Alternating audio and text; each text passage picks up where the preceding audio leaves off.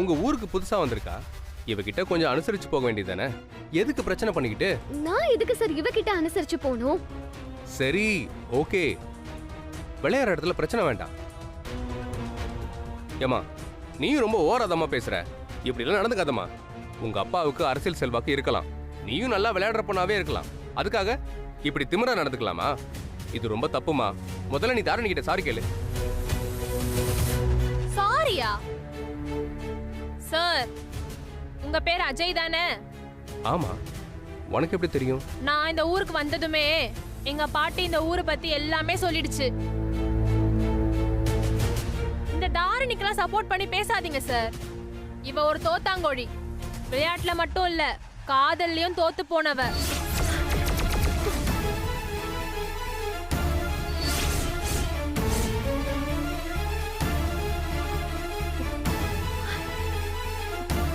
காதல?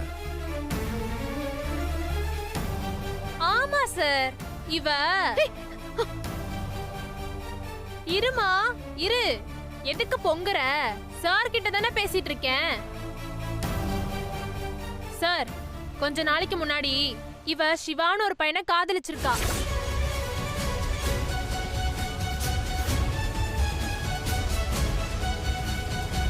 அந்த சிவா என் ஃப்ரெண்டோட ஃப்ரெண்டு. அவன் மூலமா தான் எனக்கே இந்த விஷயம் தெரியும். அந்த சிவாவை இவ சின்சியரா காதலிச்சிருக்கா. ஆனா அவன் இவளை காதலிக்கிற மாதிரி ஏமாத்தி இவளை சீரழிக்க ட்ரை பண்ணிருக்கான்.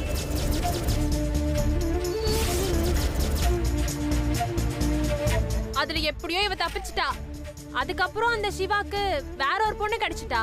அந்த பொண்ணை கல்யாணம் பண்ணிக்கிட்டு அவன் செட்டில் ஆயிட்டான். ஆனா இவ இன்னும் இந்த மாதிரி கபடி பிளேயர்னு பீலா விட்டு வெட்டியா சுத்திட்டு இருக்கா. இவ இது வரைக்கும் ஏதாவது முக்கியமான போட்டியில ஜெயிச்சிருக்காளான்னு கேளுங்க. பெருசா ஒன்னும் இருக்காது. மேடம், காதல்லையும் தோத்தாங்கோலி, கபடிலையும் தோத்தாங்கோலி தான்.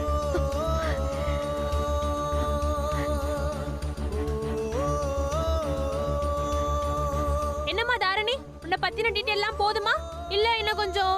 ஏமா விடுமா, நீ ரொம்ப ஓவரா தான் பேசுற. விட்டுரு.